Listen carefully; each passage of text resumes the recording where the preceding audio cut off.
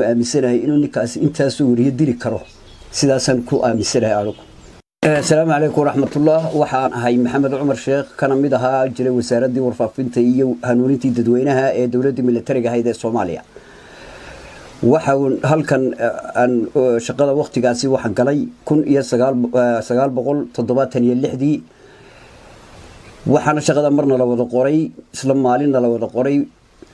wariyihii hore ee BBC-da Hargeysa u jooga Axmed Sayid Cige ayaa maalintan la wada qoray. waxa la igu bilaabay shaqada aan ahaa wakaaladda wararka ee Soona qaybta monitoring-ka la yiraahdo ayaan ka bilaabay shaqada 77kii waxa la ii bedelay gobolka Gedo gaar ahaan degmada Garbaharey oo aan muddo 2 sano iyo badh joogay. 80kii waxaan tagay waxbarashaan ka helay dalka Jarmalka dawladda Soomaaliya halkaas oo aan muddo sanada ku soo qaatay. dabadeed 80kii ayaan 82kii baan dalka dib ugu soo laabtay. waxaan markaa noqday madaxa wararka dibadda ee wakaaladda wararka Soomaaliyeed oo markaa agaasimo ka ahaa nin loo yiraahdo nin loo oran jiray ama la yiraahdo ma garan karo meel uu ku dambeeyay Saciid Maxamuud Xaaji oo loo yaqaan Saciid Soona. wuxuu ka soo jeeday magaalada Gaalkacyo beesha Sacad buu ahaa. waxa kale oo ku xigeen ahaa Yunus Ali Nuur oo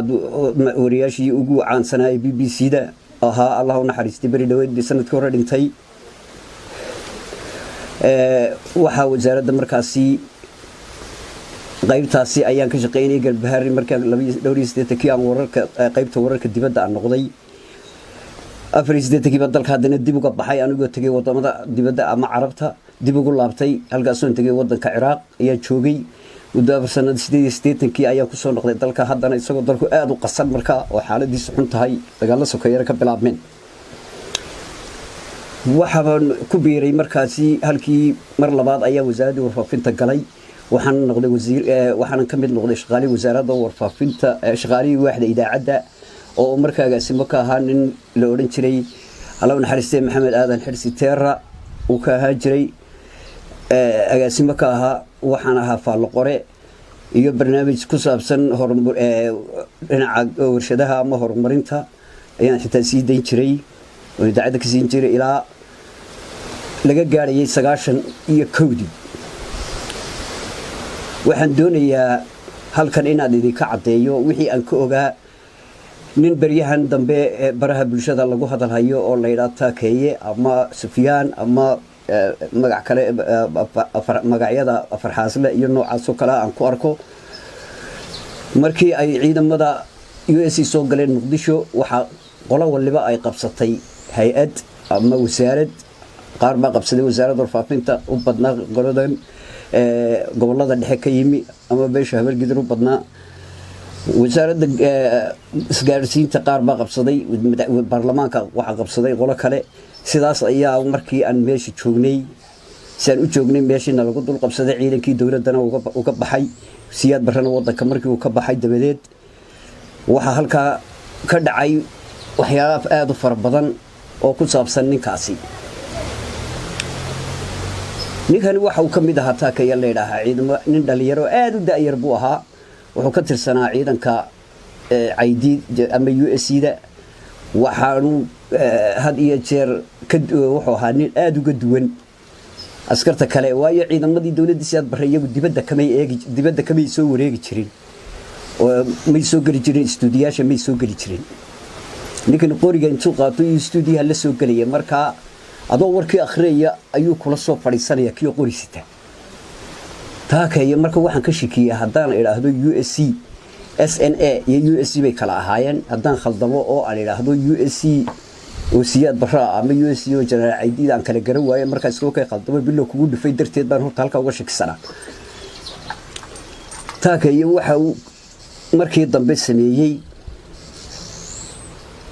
askartii kale ee meesha la joogtay intuu iska baxay ayuu wariyaashii iska raacay soo qorisita. taw kaga duwan horta askarta taas ahayd. waxa wasaaradda warfaafinta markaa ila joogo reer Boorama ah oo la oran jiray Allah u naxariistay Xasan Aya Boqorre oo adeerkay ahaa oo wararka General ID ama USC-da u turjumi jiray Ingiriisiga soona saari jiray bulletin la oran jiray soora ay lahayd oo wararka ingiriisiga lagu qoro xasanayo boqorra la oran jiray waxa kaloo ila joogay nin Allah u naxariistay barxad cawaal la yiraahdo isaguna reer Boorama ahaa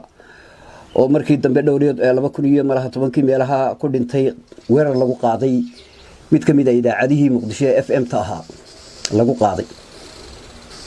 marka sheekada ninkan waxaan ku soo wardu wajiga ahaan waan garanayay waxa uu wariyaashan meesha lagu laayay dhamaantoodna nin kaliya mooyaan Abuukar Leeyda mooyaan waa wada aqaan haday tahay seedanteena ninka Leeyda ka hadlayay isla arinkan waan dhamaantood waa Abuukar kaas baan aad si garanayn maalin maalmaha bishii markii ciidankii USD meesha ay soo galeen ninkan oo meesha wasiirkii la keenay gacmo dheere ee warfaafinta uu horeeyay dawladda USD ninkan uu yimid muddo aan la shaqeynay dhaqdhaqaaqiisii aan arkay wuxuu maalin weydiiyay qolada hoos buu weydiiyay waxaan ku yiri saaq baana waa nin walba weydiinay sababta saaq weeyna waxa ay ahayd waxa jiray dareen ama ay ka tirsanayeen beelaha USD in urur la magac mucaarad ahaa oo loo oran jiray SDA oo hogaamin jiray loo naxariistay jaamac Rabiila Good idaacada BBC ay sheegtay inay dagaal ay ugu heelinayaan beelaha daarood ama dawladda siyaad barra ugu heelinayaan ay gadabuursigu la galeen oo ay u heelinayeen sida darteeda USD ay dagaal la galeen oo USD ka hor yimaadeen dagaalna Jowhar iyo beledweyne dhexdeeda ay kula galeen godab bay noqotay taasi dad badan oo samaroon oo ka soo safrayay Muqdisho Jowhar ila beledweyne aad loogu dhibay arrinkaasi godabna ay u qaateen si xun loogu bahdilay ama loogu qaarna ay ku dhinteen sidaas ay u kaliftay marka wiiga tagay ninkaas wiiga tagay taakaya Leeyda haddana magaal meeshana ma joogin wax isaaq Leeyda oo wariyaasha meesha joogay ku xidhnaa waxay ahaayeen kuwa inta badan u dhashay koonfurta marka laga reebo aniga odaygaas ku hadhnay odayga waxaan ku yiri arrinkii wuxuu yahay maxaa yeelan iska tagna meesha xasan ayo adeero inaga meesha waxyaalo badan baa soo kordhay inaga mari wuxuu dhaano halkaan ku dhimanayay Boorama ma tagay sidii ayaa dhowr 2010 ayuu ku dhintay magaalada Muqdisho ama 2008 waxaad mooyaan halkaas oo ciidamadii US iyo dawladda US waqtiga jirtay ay u sameeyeen aas qaran waana odayga kaliyaatee xabaashiisu ay ku taala ilaa imika wasaaradda warfaafinta dhexdeeda laga arki karo reer Boorama haddii markaan dib u raacno ninkani dhaqdhaqaaqiisa markaan eegay hawshiisu sida wax u socdaan markaan eegay waxaan qoriga maba dhigo wariyaashu daba soconaya midba meel buu la galaya midba meel buu stuudiyo kula galaya si adoo warkii akhriya markaasaan gartay in meeshan ninkan wax kale meesha ay ka soo socdaan sidii ayaan maalinta qoladeyda ay weydiiyay